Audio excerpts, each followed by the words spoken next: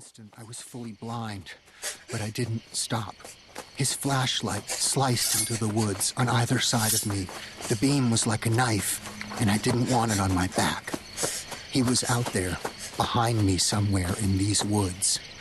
I dashed to the right through a clutch of young silver birch trees and ran up the embankment, crouching to maintain speed. With his bad knee, he would have trouble with the hill. Lumbering forward, he would need to pause and massage the swollen, throbbing kneecap, catch his breath. When I realized the jabbing slash from his flashlight was gone, I worried that he had cut around and was one step ahead of me, that he was already on the hill, climbing it from the other side. What if I reached the top and he was there waiting? I veered back to the path, then crossed it. I wanted to stop and listen, but I couldn't. Fear pressed me forward. My breathing roared in my head as though my ears were beside a gigantic, heaving machine, a bellows stoking some hellish fire. Even though I was wearing only pajamas and had no shoes, I wasn't cold. I wasn't anything at all. I was only a blur. When I stepped on a branch, the rough bark cut into my arch, but I just kept going. The pain exploded in my foot and shot out the top of my head, and then was left behind in my wake. I paused, finally, and watched the trees for slashes of light, but saw none.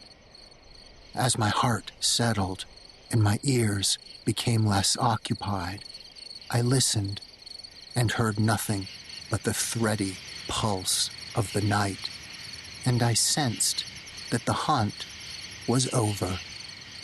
Prey knows when it has escaped. Chapter 1. Sitting in my high chair, I held a saltine cracker up to my eye and peered through one of the tiny holes, astonished that I could see so much through such a small opening. Everything on the other side of the kitchen seemed nearer when viewed through this little window.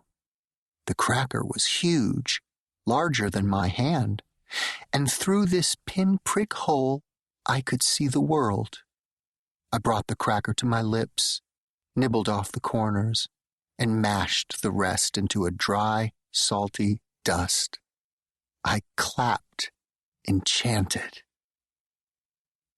The hem of my mother's skirt, a wicker lantern that hangs from the ceiling, painting the walls with sliding, breathing shadows, a wooden spoon and the hollow knock as it strikes the interior of a simmering pot.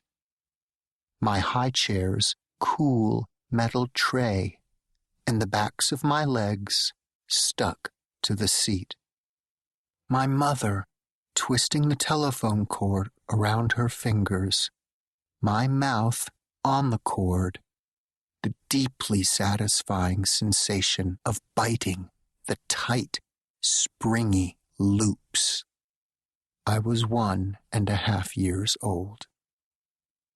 These fragments are all that remain of my early childhood. There are no words, just sounds. My mother's breathy humming in my ear, her voice the most familiar thing to me, more known than my own hand. My hand still surprises me at all times.